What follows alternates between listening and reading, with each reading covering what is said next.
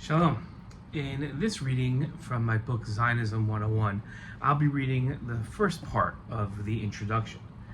On November 10th, 1975, the United Nations General Assembly adopted Resolution 3379, which declared, recalling its resolution affirming that any doctrine of racial differentiation or superiority is scientifically false, morally condemnable, socially unjust and dangerous, and its expression of alarm at the manifestations of racial discrimination still in evidence in some areas in the world, some of which are imposed by certain governments by means of legislative, administrative, or other measures, recalling also that in its resolution condemning the unholy alliance between South African racism and Zionism, taking note the principle that international cooperation and peace require the achievement of national liberation and independence, the elimination of colonialism and neocolonialism, foreign occupation, Zionism, apartheid and racial discrimination in all its forms, as well as recognition of the dignity of peoples and their right to self-determination,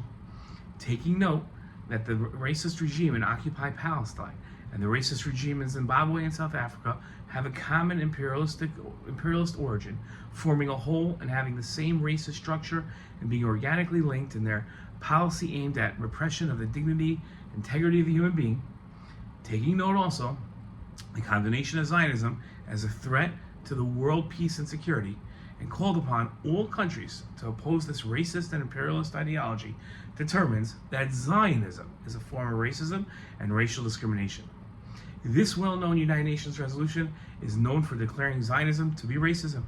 In 1991, United States President George H.W. Bush introduced a motion to the United Nations General Assembly to revoke this Resolution 3379, stating, UN General Assembly Resolution 3379, the so-called Zionism is Racism resolution, mocks this pledge and the principles upon which the United Nations was founded, and I call now for its repeal. Zionism is not a policy, it's the idea that led to the creation of a home for the Jewish people to the State of Israel. And to equate Zionism with the intolerable sin of racism is to twist history and forget the terrible plight of Jews in World War II and indeed throughout history. To equate Zionism with racism is to reject Israel itself, a member of good standing of the United Nations. This body cannot claim to seek peace and at the same time challenge Israel's right to exist. By repealing this resolution unconditionally, the United Nations will enhance its credibility and serve the cause of peace. On that same day, the United Nations voted Resolution 4686, which simply stated, the General Assembly decides to revoke the determination contained in its Resolution 3379, the 10th of November, 1975. How could two mutually exclusive views on Zionism be maintained by the world within the same 20 years? Well, what is Zionism?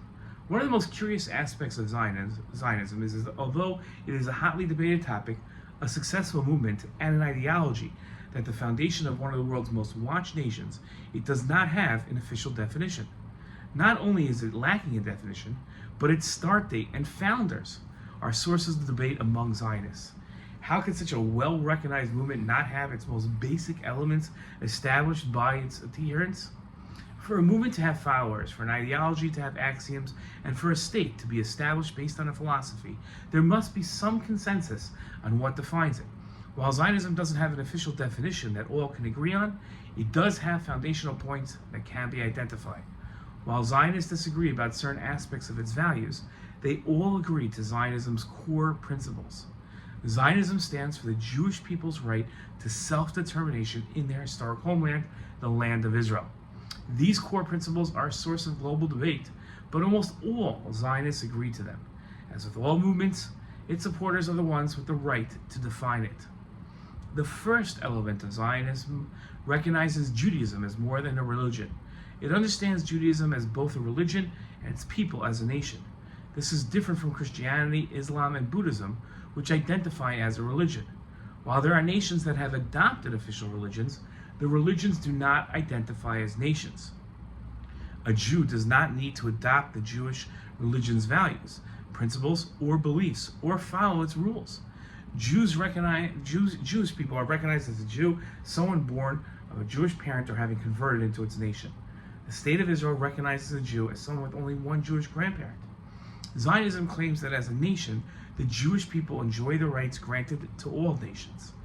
The rights nations enjoy differ from human rights granted to all individual people and the rights granted to religions. These rights include the right to a homeland, self-defense, and self-determination. The right of self-determination allows Zionists to set their own laws, borders, or their nation and foreign policy. Finally, Zionists assert that the land of Israel, a land whose borders are a source of debate themselves, but whose general location is east of the Mediterranean Sea and south of Lebanon, is the historic homeland of the Jewish people. Israel's Declaration of Independence opens with the statement, "The land of Israel was the place where the Jewish people stood up. Here, their spiritual, religious, and political identity was shaped. Here, they first attained statehood, created cultural values of national and universal significance, and gave to the world the eternal book of books." That same declaration included that on the 29th of November, 1947, the United Nations General Assembly passed a resolution calling for the establishment of a Jewish state in the land of Israel. The General Assembly required the inhabitants of the land of Israel to take such steps as were necessary on their part for the implementation of that resolution.